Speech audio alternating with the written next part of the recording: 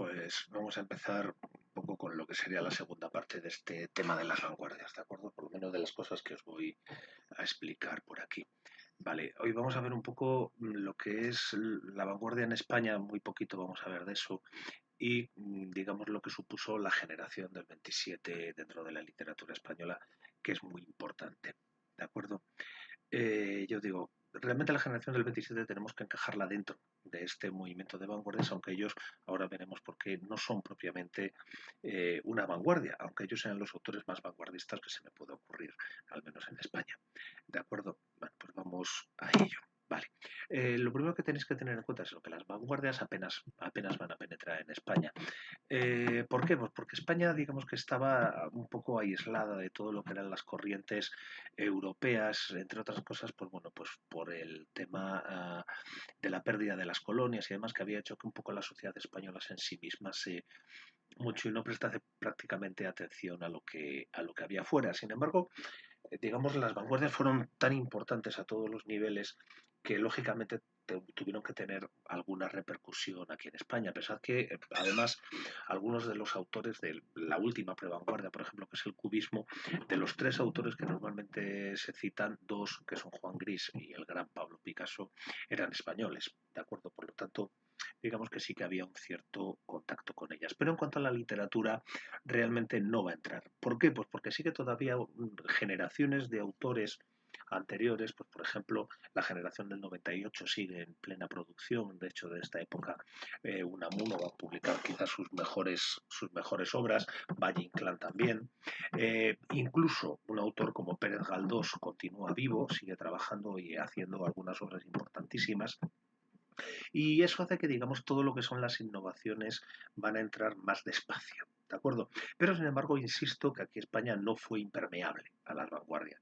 Y realmente nos vamos a encontrar con dos ismos, porque no podemos considerarlos propiamente como escuelas vanguardistas al nivel, por ejemplo, de un futurismo, de un surrealismo, etcétera, que van a surgir aquí en España. El ultraísmo y el creacionismo. ¿De acuerdo? El ultraísmo es digamos una escuela que va a estar muy influida por el futurismo francés. Aquí vamos a tener autores de la importancia, por ejemplo, de Guillermo de Torre, ¿m? Un autor que quizá hoy en día se le recuerda más que por su obra literaria, porque fue el primero que en 1925 escribe ya una historia de las literaturas de vanguardia, una obra que sigue hoy en día siendo fundamental. Bueno, pues el ultraísmo se denomina así por la revista en la que van a publicar ellos, que es la revista Ultra. ¿De acuerdo? Ultra que significa más allá. Es decir, fijaos que en su nombre incluso tienen esta idea de vanguardismo, de progreso, de ir hacia adelante, etcétera. Y digamos que este grupo se va a formar en torno a un señor que no era vanguardista propiamente él, pero que sí que actuó un poco como catalizador de este grupo que fue Ramón Gómez de la Serna. Ramón Gómez de la Serna es un autor que con el tiempo ha ido perdiendo importancia, pero que durante mucho tiempo estuvo considerado como uno de los grandes. Hoy en día se le, digamos, se le concede poco más que el honor de ser uno de los grandes fundadores del humor español, es decir, detrás de él van a venir, por ejemplo, Jardiel Poncela y una serie de autores muy importantes, y que escribió pues de todo, escribió muchísimo, su obra completa es una cosa absolutamente disparatada, el tamaño que tiene, yo digo, y a él mismo se le atribuye, digamos, un invento que es la greguería. La greguería, mirad con los apuntes un poco lo que es, son una especie pues, como de metáforas que tienen un puntillo cómico y tal, pero tampoco, digamos que es más un procedimiento que no un estilo literario. ¿De acuerdo? Y de hecho la obra de Ramón Gómez de la Serna es bastante patética en general. Bueno, pues el ultraísmo, digamos que tenía esa idea un poco de progreso, pero progreso desde la literatura y para la literatura, ¿de acuerdo? No pretendían tener ninguna vinculación con el resto de la sociedad, ni mucho menos.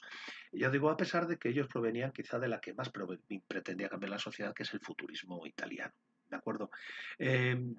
Prácticamente el ultraísmo se va a dedicar a algunas audacias tipográficas, de jugar, por ejemplo, con el tipo de letra que se utiliza en los poemas, con la presentación o lo que se denomina el caligrama, esto que por ejemplo los versos hacen dibujitos para reflejar una imagen, y ya os digo, y poquito más. Un poco más seria fue, sí, el creacionismo. ¿de acuerdo? El creacionismo que surge en torno a la figura de Rafael Cansino Sassens, que él tampoco es propiamente ni siquiera un literato, es decir, él era más bien un crítico literario, él era traductor y demás. Es un autor que es bastante curioso. Y yo digo, sí publicó una novela muy graciosa que es El Movimiento VP, es decir, que habla un poco de la historia del creacionismo, de cómo entre los propios autores miembros se fueron comiendo unos a otros, ¿no? Es una novela bastante simpática. Yo digo, pues Cassius Assange va, digamos, a mover ahí un grupillo de autores, muchos provenientes también del ultraísmo, ¿de acuerdo? Tener en cuenta que aquí los miembros de un grupo pasaban a otro con total tranquilidad, no se odiaban precisamente. Pero sobre todo van a trabajar con un poeta peruano que va a ser Vicente Huidobro, ahí tenéis el apellido, Vicente Huidobro, que va a viajar a España igual que Pablo Neruda y otra serie de autores y va a ser tremendamente influyente en esa idea que él tenía de la poesía como creación, ¿de acuerdo? Es decir, el creacionismo parte de ahí, de una frase suya que decía, poetas, no cantéis a la rosa, creadla en vuestros poemas, ¿de acuerdo? Es decir, era un hombre que pretendía que la literatura no tenía que ser un reflejo de la realidad, sino, digamos, la creación de mundos absolutamente independientes. Huidobro es un autor muy importante, ¿de acuerdo? Pero el creacionismo, del mismo modo que el ultraísmo aquí en España, dejó muy poquita cosa. Es decir, de hecho, la poesía vanguardista se va a publicar en revistas y hay alguna cosilla más, pero realmente es poca cosa. Sí tuvo más importancia, por ejemplo, en prosa, ¿de acuerdo? En prosa nos encontramos con autores como José López Rubio, con Roque Six, la historia de un tío que se muere 6 veces porque en el cielo no lo quieren por tonto, es una cosa bastante curiosa.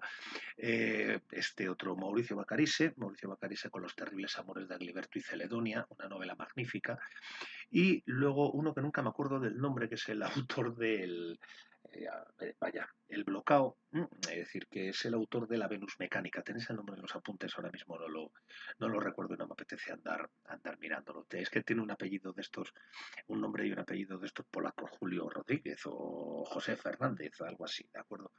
eh, con La Venus Mecánica, que es una novela absolutamente magnífica. ¿De acuerdo? Pero yo digo que aparte de esta poquita prosa, 3, 4 o 5 novelas escasamente, apenas tenemos una penetración en España de las vanguardias. Sí, un poco más tardíamente de lo que es la época vanguardista de los años, podremos llamar la década de los 10 del siglo XX, en los años 20 sí que nos vamos a encontrar con algo bastante más grande y de bastante mayor entidad, que es la generación del 27. ¿De acuerdo? La generación del 27 es sin duda alguna lo más importante, podremos decir de la vanguardia española, pero podríamos decir, quizás sin temor a equivocarnos, del siglo XX. ¿De acuerdo? Es una concentración de talento literario en muy poquito espacio que es absolutamente disparatada. Os digo que son el grupo más importante de la vanguardia española, más que nada porque todos ellos van a tener un cierto contacto con los movimientos vanguardistas europeos, ¿de acuerdo? Pero ellos no son una vanguardia, es decir, ellos no surgen como un grupo, ni mucho menos, no tienen su manifiesto, no tienen absolutamente nada. De hecho, cada uno va un poco a su bola, ¿de acuerdo? Completamente. Ahí tenéis en los apuntes tenéis la nómina de autores como por ejemplo Pedro Salinas, Vicente Alexandre, Federico García Lorca, es decir, no pueden ser más distintos entre ellos, ¿de acuerdo? Pero sin embargo sí que tiene esa cosa de que trabajan con todos los avances que van a presentar las vanguardias europeas. Algunos de ellos, por ejemplo, Damaso Alonso, por ejemplo, Pedro Salinas, Jorge Guillén creo que también, formaron parte también de los grupos vanguardistas, de acuerdo concretamente del ultraísmo. Vale, lo importante de este grupo es que cumplen todos los criterios de una generación literaria. Recuerdo cuando hablábamos de la generación del 98 que los llamábamos generación, pero que de generación no tenían nada.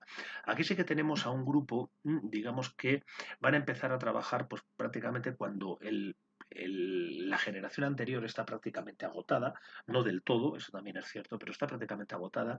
Pensad que la muerte de Pérez Galdós, que era quizá la gran losa que caía sobre la literatura española, se da en 1920. Van a tener todos más o menos la misma edad. Creo que la diferencia de edad entre sus miembros es de unos 7, 8 años. Es decir, son todos más o menos de la misma época. Comparten una estética común. Ahora veremos las características que comparten. Se conocían, eran muy amigos. De hecho, todos ellos van a coincidir en la residencia de estudiantes de la Universidad Autónoma de Madrid. Y además, bueno, no solo los literatos, sino que también van a coincidir con gente como Dalí o como Buñuel, ¿de acuerdo? Es decir, gente muy importante en el desarrollo de la cultura española del siglo XX. De acuerdo, que también era más o menos de la misma edad. Comparten actos comunes. Un hombre de la generación del 27 viene concretamente por el tercer centenario del nacimiento de Góngora, en cuyos actos ellos participan. Van a fundar revistas juntos. Es decir, que realmente sí que es un grupo que podemos considerar auténticamente una generación, ¿de acuerdo? De hecho, se les puede considerar incluso más casi unos amiguetes, ¿de acuerdo? Pero ha habido aquí un pequeño problema con el nombre de Generación del 27, que a mí personalmente me gusta bastante, sobre todo con el tema de los herederos de otros autores que no suelen aparecer en esta lista de autores de Generación del 27. Tened en cuenta que estos van a coincidir con muchos de lo que veíamos en el tema anterior de lo que era el novecentismo. Espero que lo hayáis estudiado porque eso no os comenté nada, pero bueno, sabéis que si está en el tema tenéis que echarle un vistazo. ¿De acuerdo? Gran parte de los autores del novecentismo, gran parte de los autores que después van a, digamos, a brillar durante la guerra civil o que van a brillar en la primera posguerra, digamos que en principio pertenecerían también a la generación del 27, al menos su primera obra. Muchos de los autores del exilio, por ejemplo, un Max Sau, por ejemplo, un Ramón J. Sender, formarían también medio parte de la generación del 27. Y eso ha hecho que este grupo, que son poetas exclusivamente, que forman parte de este grupo de la residencia de estudiantes, se les haya llamado el grupo del 27 frente a la generación del 27 que abarcaría a más gente. Yo a mí personalmente me da igual que los llaméis grupo, que los llaméis generación. Yo prefiero en este caso lo de generación si nos atenemos a los criterios de generación. ¿De acuerdo? Tened en cuenta que el concepto de generación yo lo respeto más que nada porque es bastante válido didácticamente, pero dice muy poco. ¿Vale? Pues eso, es decir, cumplen todos los criterios de generación, ya os digo, ellos se conocen entre ellos, comparten muchísimas cosas, es decir, no solamente esa amistad de la que os hablaba antes, sino incluso gran parte de ellos van a estudiar filología hispánica, pero por ejemplo en un Damaso Alonso, que va a ser uno de los grandes historiadores de la literatura en la posguerra. De hecho, se les llama la generación de los poetas profesores, porque muchos de ellos acabaron ejerciendo la docencia de literatura, sobre todo en Estados Unidos, durante el exilio. Es decir, y es un grupo que a pesar de que muchos de ellos van a estar escribiendo hasta los años 80, incluso 90, pensad por ejemplo en Rafael Alberti, que creo que murió con casi 100 años. Digo, digamos que este nombre de generación del 27 se cortaría en la guerra civil. ¿Por qué? Pues porque la mayor parte de ellos van a tener que huir al exilio. ¿De acuerdo? Es decir, van a tener que irse pues, por razones políticas o por razones de lo que fuese. Todos ellos eran republicanos y eran, digamos, producto de la institución libre de enseñanza que durante el franquismo era algo así como el coco. Es decir, eh, y yo digo, por eso tenemos que hablar de su producción solamente hasta 1936 o incluso 1939, aunque en algunos casos su producción posterior es más importante que la que hacen hasta esa fecha. ¿De acuerdo?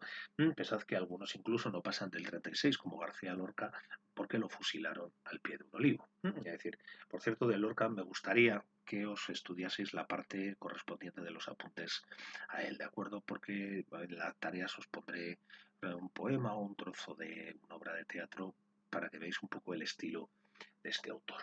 ¿De acuerdo? Lorca es muy importante. Vale, pues entre las características que podríamos decir de la generación del 27 tendríamos estas. La primera es la de ese conocimiento de la literatura española. Ten en cuenta que todos ellos son gente que vienen mayormente de provincias, es decir, no son madrileños prácticamente, creo que ninguno. Y creo que ninguno, si me pongo a pensarlo, me parece que ninguno era madrileño. Yo digo, todos de hecho coinciden en un colegio mayor de la universidad, de las famosas residencias de estudiantes. Yo digo, y son profundos conocedores de la literatura española, tanto de la literatura culta, es decir, aquella cuyos nombres, el nombre de cuyos autores conocemos bien, es decir, por ejemplo, en la literatura del siglo de oro de un Quevedo, de un Góngora, etcétera, como la literatura popular, ¿de acuerdo? Es decir, por ejemplo, el romancero, el flamenco, por ejemplo, la figura de García Lorca. García Lorca es un hombre que va a estar ligado al flamenco continuamente, ¿de acuerdo? Eh, yo digo, van a conocer eso, estas dos facetas de la literatura, la faceta culta por un lado, la faceta popular por otro. Es decir, y eso les da un bagaje cultural muy importante que van a utilizar en su poesía, ¿de acuerdo? Pero no contentos con esta tradición literaria, tienen ese elemento fundamental, ese segundo punto que tenemos ahí, que es el de introducir las vanguardias dentro de la literatura española.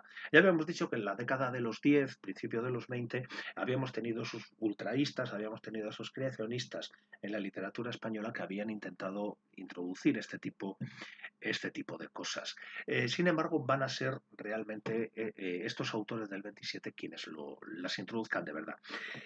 ¿Cómo van a llegar ellos a conocer el surrealismo? Pues sobre todo a partir de dos figuras, que son la figura de Salvador Dalí, el pintor, y Luis Buñuel, el director de cine, que habían formado parte del grupo surrealista francés. ¿De acuerdo? Ellos van a traer aquí a España, digamos, estas innovaciones del surrealismo y, digamos, se las van a transmitir a estos autores que las van a ver como algo que se puede utilizar digamos, dentro de la literatura. ¿Y qué es lo que van a hacer realmente estos autores? Pues este tercer punto que tenéis ahí, que es quizá el punto más importante de la generación del 27, que van, digamos, a hacer una literatura, podríamos llamar mestiza, es decir, o si queréis mulata, me da igual, utilizad el nombre que queráis, prefiero el de mestizo, me gusta bastante más, ¿de acuerdo? En el cual se mezcla por un lado la poesía culta con la poesía popular, se va a mezclar lo tradicional con lo vanguardista, es decir, se va a intentar hacer una especie de mezcla bastante curiosa de estos elementos en principio bastante alejados entre sí. ¿De acuerdo? Por ejemplo, vamos a encontrarnos con sonetos dedicados a la máquina de escribir, por ejemplo. Es decir, fijaos, estamos cogiendo un elemento de literatura culta, tradicional, digamos, con un elemento derivado del progreso. ¿De acuerdo? O nos vamos a encontrar, por ejemplo, con el romancero gitano de García Lorca, en el cual se toma un sistema popular, como es el romancero, y se va a mezclar con el surrealismo. Es decir, que realmente es una literatura que en este aspecto es magnífico. Es decir, es magnífica porque, digamos, van a intentar hacer eso, una especie de síntesis de todo lo que había sido la literatura española hasta su momento. ¿Y con esto qué van a conseguir? Pues van a conseguir una renovación brutal del lenguaje poético. Un lenguaje para la poesía que ya no tiene nada que ver con ese lenguaje, por ejemplo, de Bécquer o incluso con el lenguaje de Machado.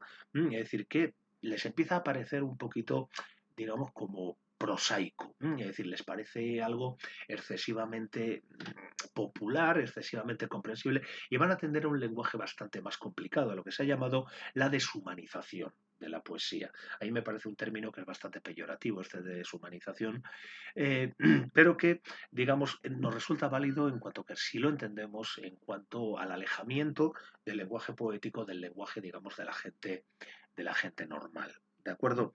Es decir, un lenguaje tremendamente elaborado, muy elitista, es decir, muy elitista, tener en cuenta, estos autores dirigen su literatura no a un público común, sino a, digamos, a un público que conoce al menos tanta literatura como ellos, ¿de acuerdo? Muchas veces hay una serie de guiños, hay una serie de cosas que para comprenderlas tenemos que ir a esa tradición literaria.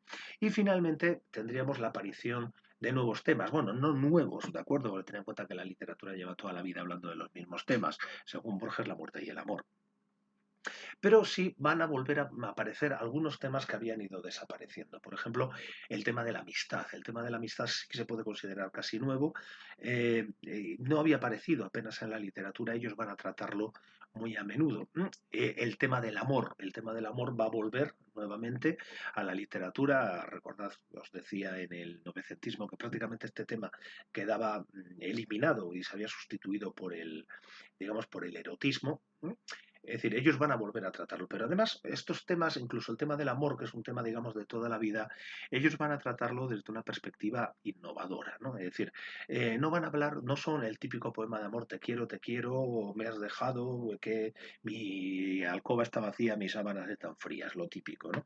Sino que se trata de reflexiones incluso sobre el propio amor, ¿de acuerdo? Es decir, pensar, por ejemplo, en un Vicente Aleixandre que considera el amor como algo destructivo, es decir, en cuanto que nuestra personalidad se pierde en la relación amorosa, o Pedro Salinas, que es quizás el polo contrario, que habla de la felicidad del amor en cuanto que nos convierte en una persona más grande al abarcar a la pareja completa, ¿de acuerdo? Ya no es el tú y el yo, sino el nosotros.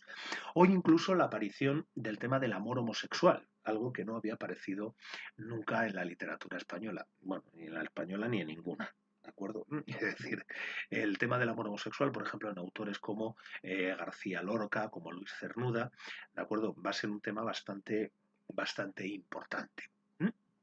Es decir, esto es un poco la importancia que van a tener estos autores. En los apuntes os hablo de algunos de ellos, os hablo de Rafael Alberti, si no me equivoco, os hablo de García Lorca, lógicamente, por favor, estudiadme a García Lorca, ¿de acuerdo?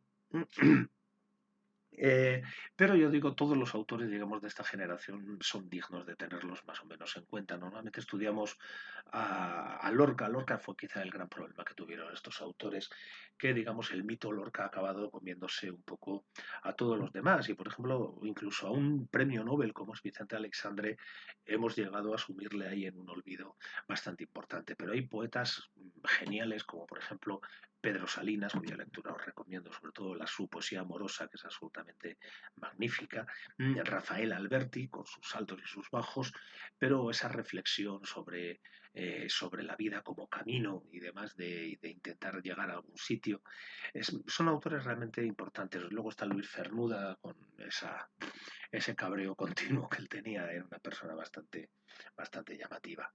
¿De acuerdo? Es decir, pues digamos que esto sería un poco las características fundamentales de la generación del 27. Digamos, me centro en este tema porque quizá entender estas características es un poco quizá lo más complicado. ¿De acuerdo? Pues eso, en estos días os enviaré ya las actividades de este tema. Aunque creo que ya os he enviado alguna cosilla, o bueno, creo que fue del tema 2. Todavía me falta alguna por enviaros del tema 2. Sabéis que como estamos en este plan, pues bueno, pues vamos con un poquito de, de calma.